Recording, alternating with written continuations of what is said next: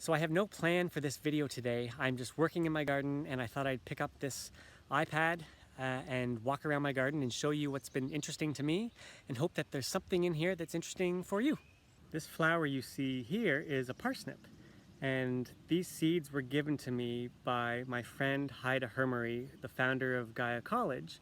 She gave them to me a few years ago and she passed away last year, and I actually didn't get around to planting them until last year, and I'm really happy. Some of them, they did pretty well, and some of them came through to this year and are now going to seed, and so I can save these seeds and keep Haida's parsnips going. So that's really nice. You can kind of tell they're related to parsley. You can see by the leaves, and they're related to carrots, and very cool to have parsnips in my garden. Here's my garlic. I always have 100 or 150 cloves of garlic I plant, and it's really easy to grow, highly medicinal.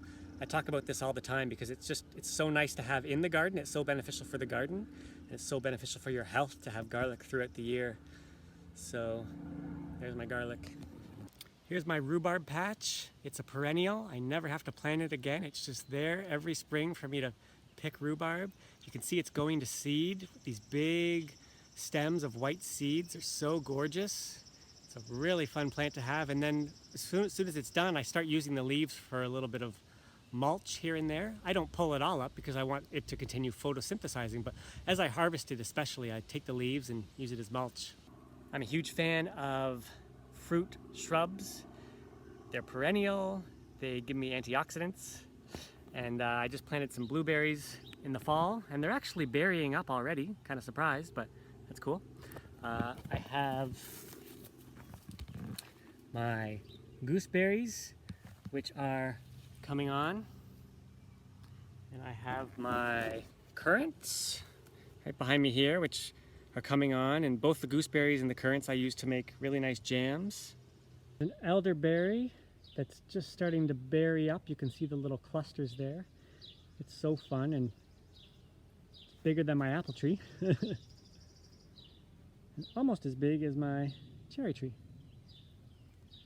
My garden is mostly surrounded by raspberries, which I was hoping would keep some animals out, but in the end it's also just really nice because I can walk around the edge of the garden and pick raspberries all the time. And again, that's another perennial, so never have to do much other than throwing some compost on there once in a while.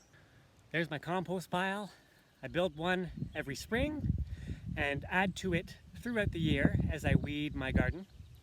And it eventually becomes kind of this size, a little bigger. And then for most of the rest of the year, I leave it. I might turn it a couple of times, but then I leave it over the winter to really break down and to cure. And then by the spring, it's perfect for spreading around my garden. And I spread it just all over the whole garden. The whole garden wants to have the nutrients and the beneficial microbes, so it just goes everywhere. And then I start again. I always let some of my asparagus go to seed. And some people will cut that right down and throw it out, but the bees love the flowers. I don't know if you'll be able to see the flowers, they're so small. But there's a few bees on them right now. But they love these little flowers, and the flowers are so beautiful that I like to leave some there. So I always leave a little bit of the asparagus to go. Asparagus is another perennial. So I planted it once and I'll have it for at least 20 years, I hope.